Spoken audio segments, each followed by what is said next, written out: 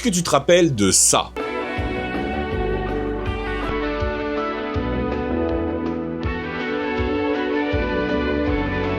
Oui, Alana ou le futur imparfait, la série australienne qui t'a appris ce que c'était que la fin du monde et comment l'éviter, la série qui parlait d'écologie en 1992 sans jamais prononcer le mot. Abonne-toi, like, commente et partage à quelqu'un qui a oublié la série Alana ou le futur imparfait. En l'an 3000, des scientifiques rendent possible le voyage dans le temps. Leur but est de remonter en l'an 2500, période sur laquelle ils ont très peu d'informations. Bien évidemment, le premier essai tourne mal, un criminel venu de 2500 débarque en l'an 3000, kidnappe la jeune Alana, et propulse la capsule jusqu'en 1992. Alana se retrouve dans notre époque, sans capsule, sans moyen de rentrer, et Silverthorne, son ravisseur, rôde. Ce que j'avais kiffé avec cette série, c'est la cohérence du monde qu'elle construit. En l'an 3000, l'humanité a renoncé à son système monétaire et ne mange même plus de viande. Tout ça après une catastrophe qui a failli rayer l'espèce humaine de la carte. Une utopie construite sur les ruines d'une apocalypse écologique. En 1992, c'était très clairement visionnaire. Plus de 30 ans avant que ces questions deviennent incontournables, une série australienne pour enfants en faisait le cœur de son univers.